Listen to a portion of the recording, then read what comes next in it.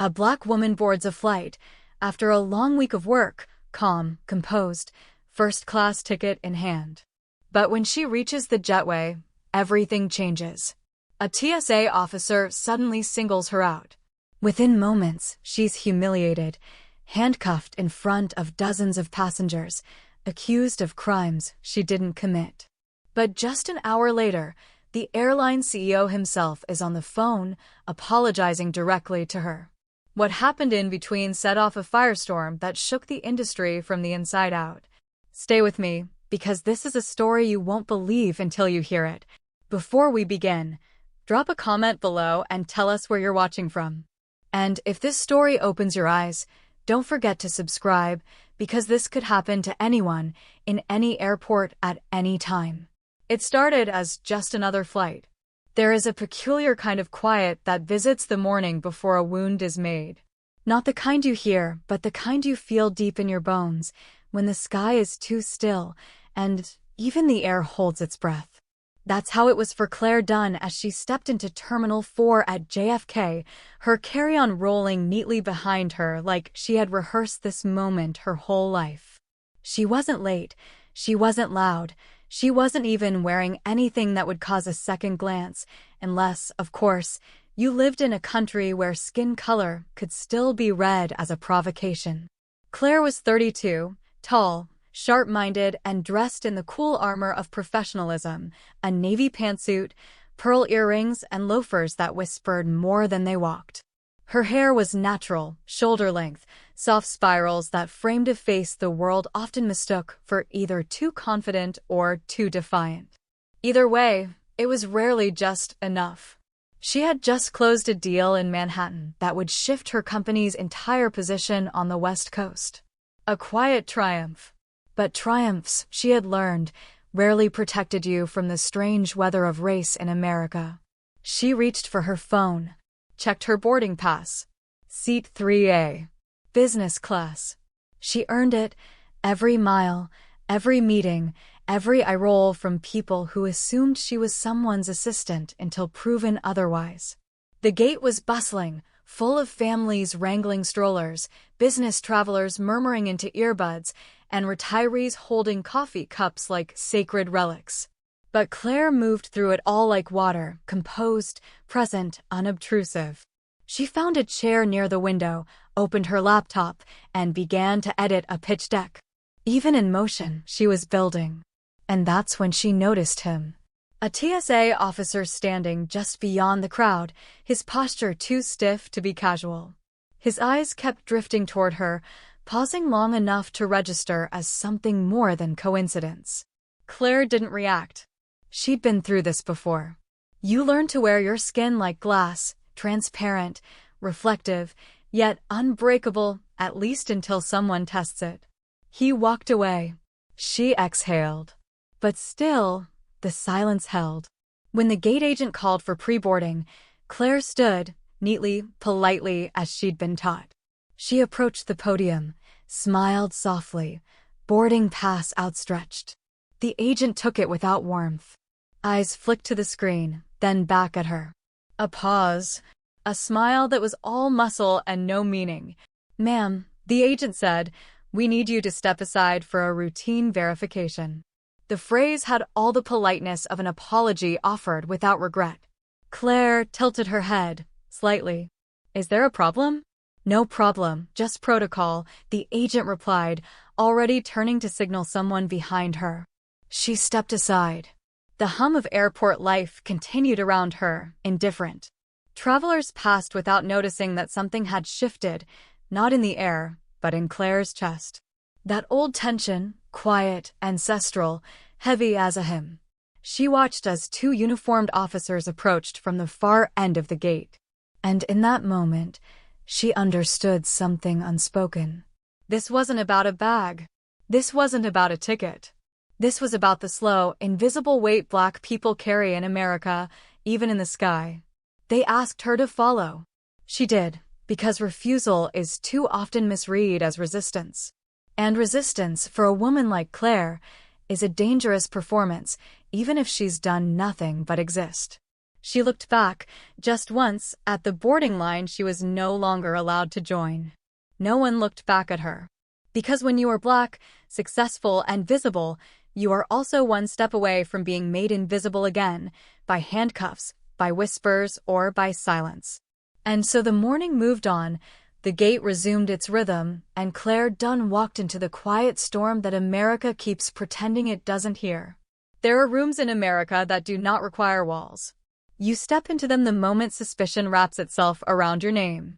Claire Dunn, for all her success and grace, had just entered one such room, and the door had quietly shut behind her. The officers led her through a corridor painted in the dull palette of institutional control, gray walls, fluorescent lights, and silence loud enough to rival thunder. No words were spoken, but the message was clear. You are being watched, measured, weighed not by your actions, but by your presence. "Have a seat," said one of the officers, gesturing toward a plastic chair in a corner of a makeshift holding space, sterile and cold like an apology that came too late. Claire sat down, crossing her legs slowly, deliberately. She was careful with her movements, because in rooms like these, even grace can be mistaken for defiance. One officer, a young white man named Officer Hendricks, stood stiffly with a tablet in hand. The other, older, heavy-set, wore his authority like a second skin. His name tag read W. Jacobs. He didn't smile. He didn't blink much either. "We received a report," Jacobs began, voice flat, like a man who's long since learned to deliver discomfort as routine. "A passenger matching your description may be in possession of fraudulent travel documents." Claire's brows raised. Not high, not enough to provoke, just enough to signal intelligence. "My documents were cleared at security. I passed through every checkpoint." Jacobs shrugged. "Mistakes happen." "Yes," Claire said quietly. "But it seems they happen to the same kinds of people." The tension in the room shifted, sharpened. Hendricks looked up from his screen, but said nothing. "You traveled to New York on business?" Jacobs asked, tone sharpening. "Yes. I work in corporate strategy." "For which company?" "Lombard Tech Solutions." "I'm a senior executive." Jacobs chuckled under his breath. Not a laugh of amusement, but of disbelief. "You must be doing well for yourself." "I am," Claire replied without pride or apology. He leaned back, eyes narrowing slightly, as though he were trying to see past her words into the spaces she wasn't allowed to occupy. "Business class. Expensive taste. It was booked by my employer. They understand the value of time and comfort." The silence after that answer lingered too long.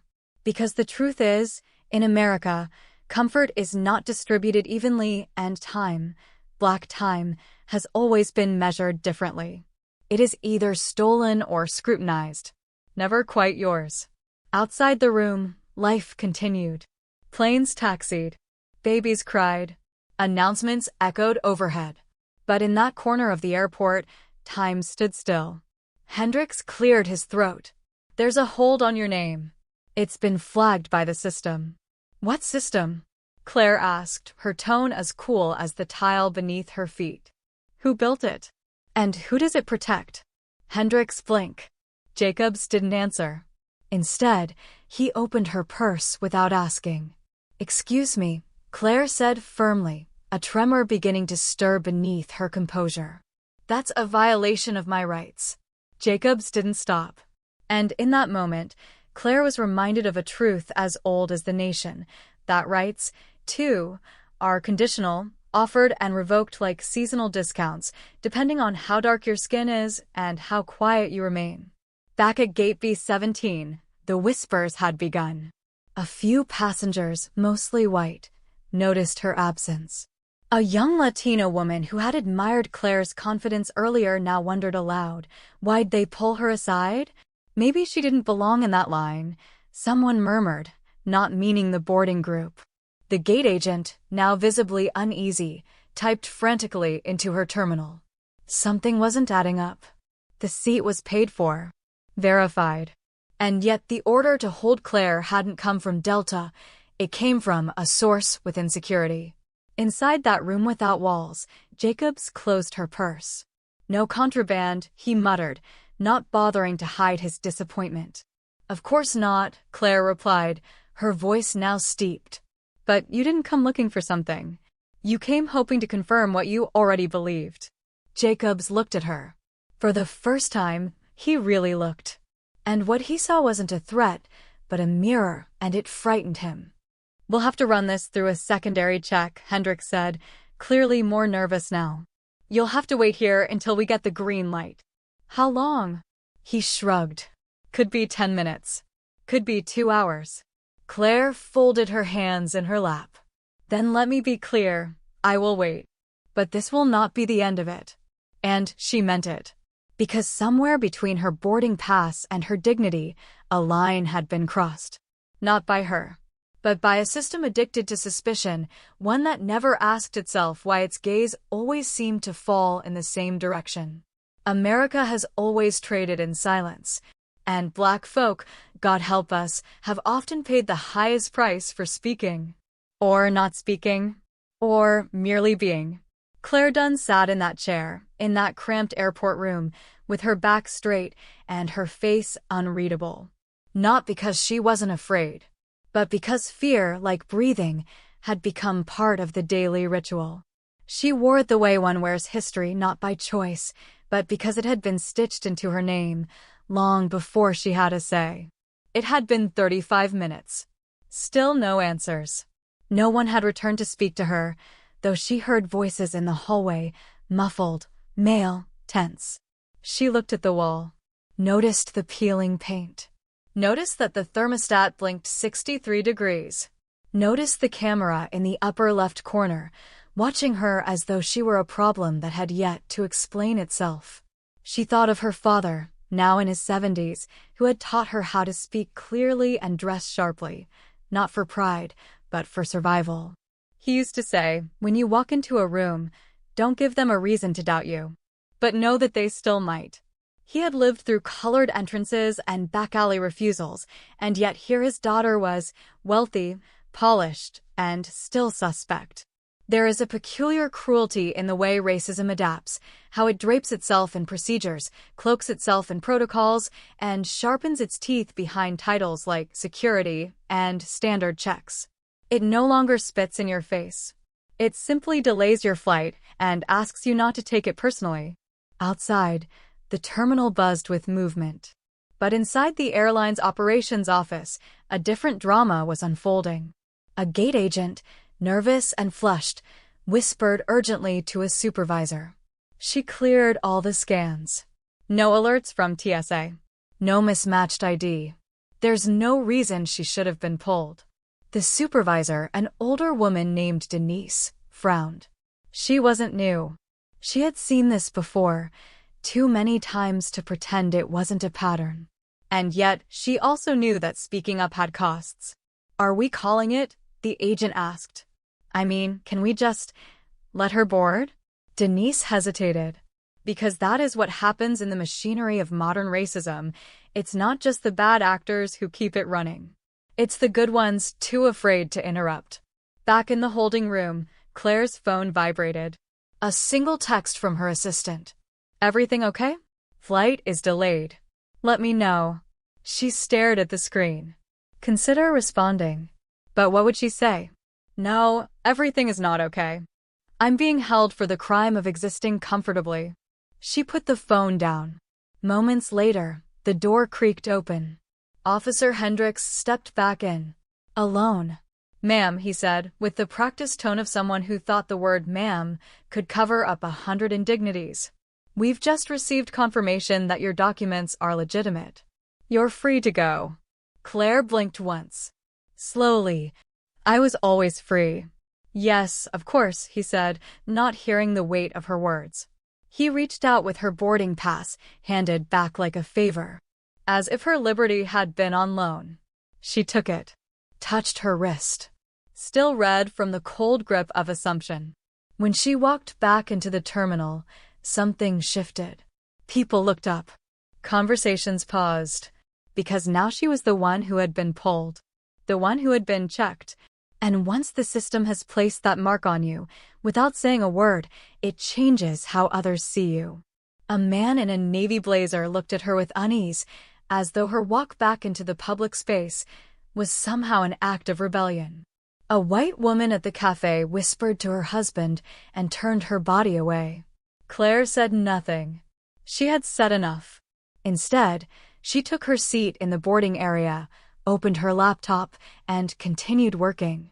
Not because she had to, but because even in the face of insult, Black dignity remains relentless. Later, a white colleague from the conference would say, "You handled that really well." I don't think I'd have stayed so calm. And Claire, tired, would simply smile and reply, "That's because you've never had to. Because in this country, calm has always been our currency. Silence, our shield. And restraint, our daily rebellion. But not forever. Not this time. It was never just about a boarding pass. Never just about a gate. Or a name on a screen. It was about where we are allowed to be and who we are allowed to be when we get there." Claire Dunn stood near the boarding lane, immaculate in a tailored gray coat and low heels. But as she waited to reboard the plane she had paid for with her own money, booked with her own name, and cleared with her own ID, she noticed something. Eyes. Dozens of them. Some glanced and turned away. Others lingered. Not because they knew her story, but because they had seen enough to guess the outline. A Black woman pulled aside, returned hours later, walking taller than she ought to, and for many, that alone was too much. In the next row, a man in khakis and a varsity jacket leaned toward his seatmate and whispered. Claire didn't hear the words. She didn't need to. There is a vocabulary of glances, a grammar of sideways stares. She had been fluent since childhood. This was not new. What was new was the quiet rage simmering behind her composed expression. The realization that she was very calm, the calm she had been praised for her whole life, was being used as a shield by the system that wounded her. They wanted her to be graceful, to rise above it, to forgive without being asked. And yet, every quiet breath she took felt like a protest. As the flight attendant scanned her pass, Claire offered no smile. She walked down the jetway and into the cabin with the stillness of someone who had learned that grace is not a gift, it is armor. She took her seat in business class. 3C. Window. A middle-aged white man in 3D looked at her, then at her bag, then back at her again. "You sure this is your seat?" he said with an awkward laugh. It was meant to sound like a joke. But jokes, like bullets, carry more than humor. She didn't respond. Just buckled her belt and turned toward the window. Outside, the tarmac bustled. Planes like migrating birds lined up to take flight. But inside the cabin, something more ancient was happening. A question older than the terminal walls. Who belongs? Who doesn't? And who gets to decide? Mid-flight, the man beside her tried again. "No offense, I just don't see a lot of, he stumbled, folks, in this section." Claire turned to him slowly. "People who read?" He blinked. No, I meant. People who travel alone?" He shifted in his seat, clearly uncomfortable. "I just meant, first class. It's expensive." She folded her hands in her lap. "So is dignity." He looked away. The plane soared over clouds, but the weight in Claire's chest refused to lift. This wasn't about a single man or a single day. This was about the unseen architecture of doubt.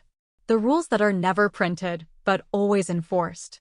The idea that a Black woman in a good seat must be explained, justified, interrogated, even if only with glances or nervous smiles. By the time the flight landed, Claire was exhausted.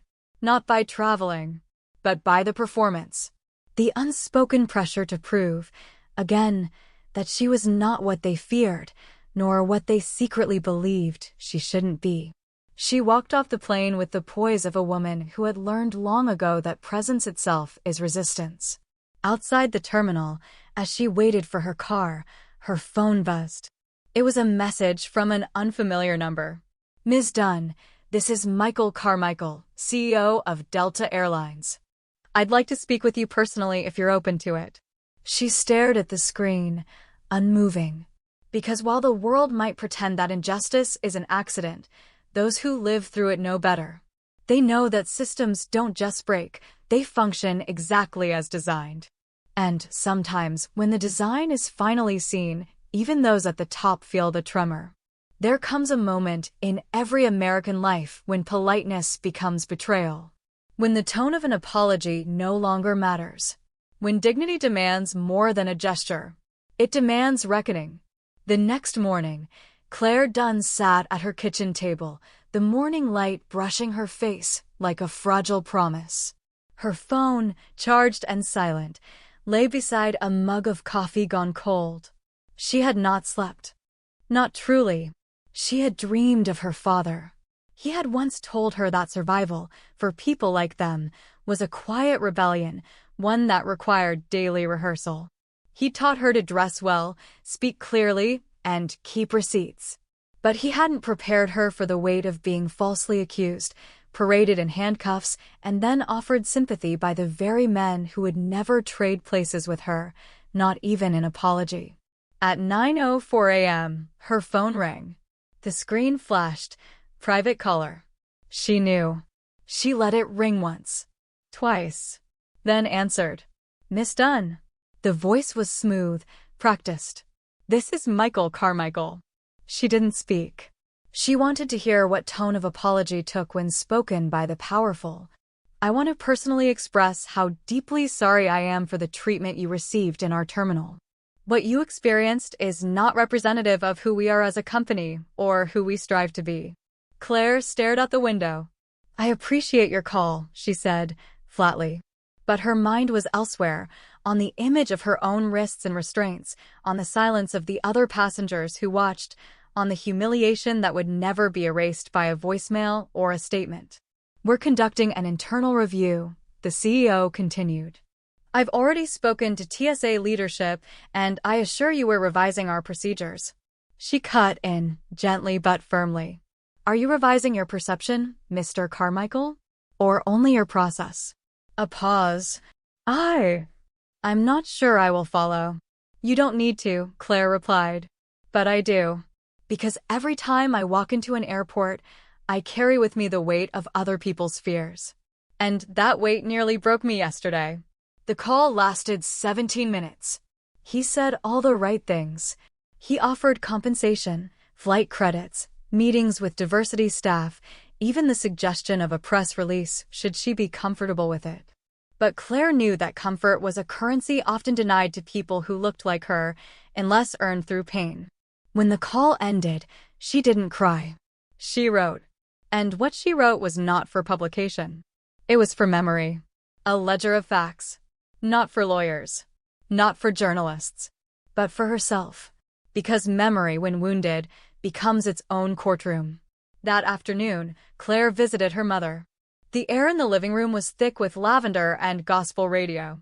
Her mother, Gloria, folded towels on the couch while watching reruns of The Jeffersons. They called you? Her mother asked. Claire nodded. And? It was a good apology. Her mother looked at her. Long and quiet. Good apologies don't need to be said more than once. Claire understood. Her mother knew the difference between justice and diplomacy. One could be printed in a press kit. The other required action, visible, painful, often uncomfortable. That evening, Claire posted a short message online. Yesterday, I was handcuffed in front of strangers for doing nothing but boarding a plane. Today, I received a call from a man who runs an empire, asking me for forgiveness. But this is not just my story, it's a pattern. The airport is a stage. And too often, we are cast as threats before we even speak. I don't want a press release. I want a country where my skin doesn't enter the room before I do. The message went viral. But Claire didn't feel powerful. She felt exhausted. Because what the world was now learning, she had always known. That racism doesn't always scream. Sometimes it smiles. Sometimes it whispers through protocol. Sometimes it wraps itself in the very language of safety. And sometimes it dials your number in the morning, asking for peace before it earns it. There is a price to telling the truth in a world that thrives on pretending. And that price, more often than not, is paid in silence before it is paid in dollars. Claire Dunn had never asked to be anyone's hero. But that morning, as the sun cracked the blinds in her modest apartment, she awoke to find her name on the lips of a nation that rarely said her name at all. Her inbox had become a battlefield of sympathy and spectacle.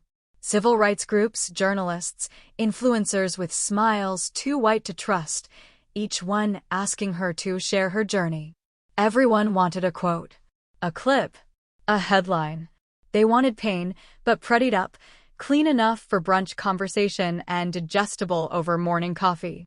What they didn't want was the truth, that racism was not just the handcuffs or the raised voice. It was the assumption, the whisper, the refusal to look you in the eye when you said your name at the gate. Claire sat across from Reverend Wilkins at Mount Sinai Baptist Church, the smell of old wood and wax still clinging to the pews.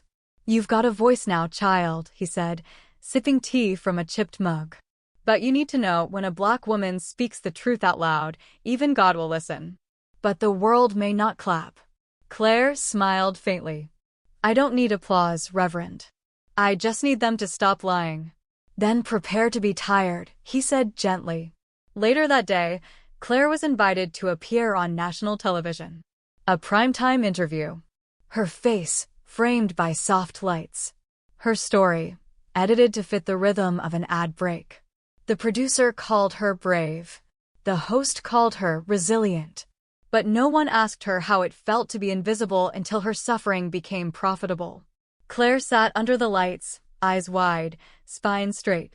They asked her to describe what had happened. She did. They asked how it made her feel. She paused. "It made me feel known, but not seen," she said. The host blinked. Claire leaned forward. "Because when a black woman is handcuffed for boarding a plane she paid for, and the public outcry only comes after the video hits 1 million views, that tells me y'all didn't see me until I was on my knees." The studio went still. The interview aired. The clip went viral. Social media glowed with hashtags and praise. But in Claire's own neighborhood, a different wind was blowing. At the corner market, a white cashier she'd greeted for years now avoided eye contact. At church, an older woman whispered, "She's stirring the pot." And back at her apartment, an envelope with no return address waited in her mailbox. Inside was a single typed sentence. "You should have just stayed quiet." Claire didn't flinch. She'd been black in America long enough to know that truth-tellers were always warned to whisper. That evening, Claire stood at her bathroom mirror, her reflection worn down but unbroken. She remembered her father's voice. "They'll ask you to be a mirror, Claire. But don't let them forget you're also fired." She exhaled. Yes, she was tired. Yes, she was afraid. But no, she wouldn't trade her dignity for their comfort. That night, she drafted a speech, not for a podium, but for the mirror.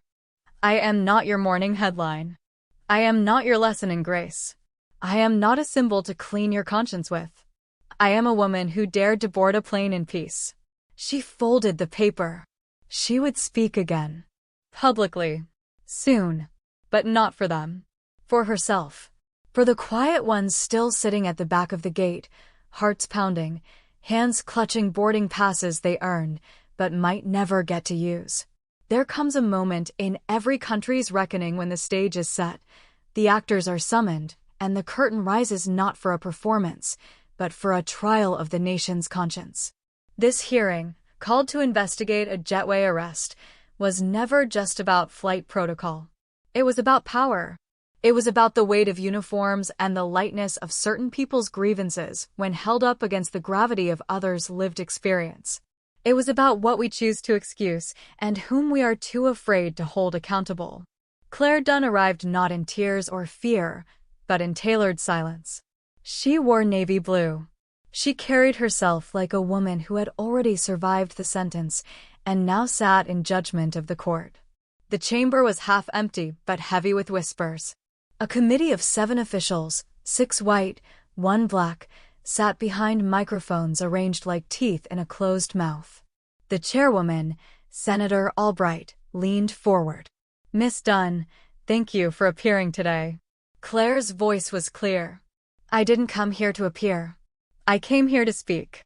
The room stilled. One could hear the rustle of legal pads and the soft hum of cameras recording history, perhaps reluctantly. They asked her what had happened that day. Claire told them. But not just about the cuffs, the accusations, or the cold silence of the Jetway. She told them about the years before, the times she was followed in department stores, passed over in promotion, asked to prove her ID when using a company card, mistaken for the help at her own office holiday party. Racism, she said, doesn't always arrive in jackboots. Sometimes it wears a lanyard, speaks politely, and cites procedure. The airline's representatives followed, sharp suits, apologetic tones, and prepared remarks. They said the usual things. "Unfortunate error. We've launched an internal review. We are committed to diversity and inclusion." Claire watched them with an expression as smooth as polished stone. When it was her turn again, she asked one question. "If you knew this could happen to someone who looked like me, what did you do to stop it before it did?" None of them answered. Because no one ever wants to confess to cowardice. Not in front of cameras. Not even to themselves. The officer who cuffed her, Sergeant Keller, gave testimony next. He was pale, stiff, and fumbling. He mentioned training gaps and miscommunication. But Claire looked at him with eyes that had been taught by a father who'd survived the back doors of Georgia motels, and by a mother who had stood in quiet lines marked colored. "Was I suspicious," she asked him, "or just unfamiliar?" The room grew thick. He couldn't answer. Because deep down, even he knew, she had not been detained for her behavior, but for her presence. Outside the chamber, protesters gathered with signs. Some read, "Justice for Claire." Others asked, "Who's next?" A few simply said, "Still flying while black." But inside, Claire did not ask for justice. She demanded clarity. "If you cannot tell the difference between safety and suspicion," she said, "then every policy you write is a threat in disguise." As the hearing drew to a close, the chairwoman thanked Claire and promised further inquiry. But Claire knew what that meant. A delay. A filing cabinet. A hope that the country would move on. She stood, turned to the cameras, and offered her closing words, not to the senators, but to the nation. "You don't need to pass a law to know what's right. You need to pass a mirror around this room and ask yourselves what it reflects back." Outside, it had begun to rain. Softly, silently, like history, falling again. But Claire walked through it unbowed. Because she knew the next chapter wouldn't be written in policy, but in people. There are wounds in America that do not bleed, they echo. They ring out through courtrooms, through Sunday church pews, through silent stares in grocery aisles and tight-lipped apologies in boardrooms. And when those echoes grow loud enough, they become the sound of the unheard. Claire Dunn did not return home from Washington with a parade. She came back to a mailbox full of speaking invitations, a front porch with dying flowers from strangers, and a silence from her neighbors that said more than words ever could. Not all wounds heal with justice. Some remain open to remind the body what it must survive. On the night of her return, she stood on the stage of the local community center, invited to speak at a town forum organized by a coalition of retired veterans, teachers, and ministers, most of them Black. All of them old enough to remember when fire hoses replaced dialogue and dogs stood where compassion should have. The room was packed. Folding chairs squeaked as folks settled in, their silver hair glinting under the humming fluorescence. Some wore church suits, others denim and flannel. But they all carried the same look, weary, expectant, careful. Claire stepped up to the microphone. No teleprompter. No legal team. Just her. "I didn't ask for the spotlight," she began, voice steady but low, "and Lord knows I didn't want it. But when the world grabs you by the throat, you either choke or you speak." Heads nodded slowly. She was speaking their language now, not the tongue of television, but of testimony. I was cuffed not for what I carried, but for what I am. And let's be honest, we've all been cuffed in some way. By policies, by gazes, by assumptions that we are dangerous before we are even known. A murmur rippled through the room. You know what I'm talking about. When your grandchild wears a hoodie and you pray, not because it's cold, but because you're afraid someone might see a threat instead of a child. When you drive home from church and tense up at a stoplight, not because you've sinned, but because a siren might decide you did. The air thickened. A woman in the front row, Miss Gladys, 82 years old and barely 5 feet tall, spoke out. We thought things had changed, she said softly. But it feels like the same story, just told with nicer grammar. Claire walked from behind the podium and took her hand. You're right, she said. It's still the same story. But this time, maybe we will get to write the next chapter. In the weeks that followed, Claire refused to vanish into the headlines. She turned down interviews that sought to make her a symbol without substance. She declined book deals that wanted the trauma, but not the truth. Instead, she organized. With elders from her church. With the college students who protested at the hearing. With flight attendants and airport workers who whispered, "Thank you," in bathrooms and behind service desks. They formed a coalition, not flashy, not funded, but fierce. They called it the Jetway Watch. They advocated for real-time accountability in airports. They trained volunteers to document incidents, educated passengers on their rights, and pressured airlines to disclose security complaint data. But Claire's fight was not in the paperwork, it was in the people. She met a father whose daughter had been removed from a plane for not smiling enough. She met a Korean-American woman who was told her seat upgrade must have been a mistake. She met a gay couple separated at the boarding gate by a TSA officer who didn't believe they were family. Every story weighed differently, but each was cut from the same cloth, fear stitched into policy, bias hidden in the seams. And still, Claire kept going. Not because she was brave, but because she was tired of being polite in a world that punished her simply for existing. Months passed. A year. Then one day, she received a letter, handwritten on thick cream paper. It was from a former airline officer who had watched her hearing in silence.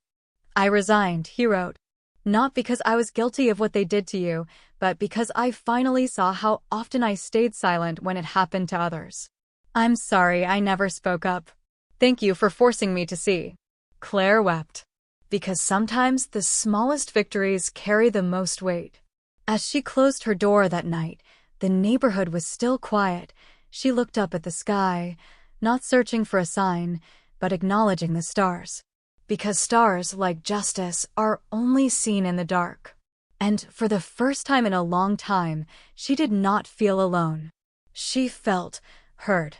And that, in this America, was a revolution all its own.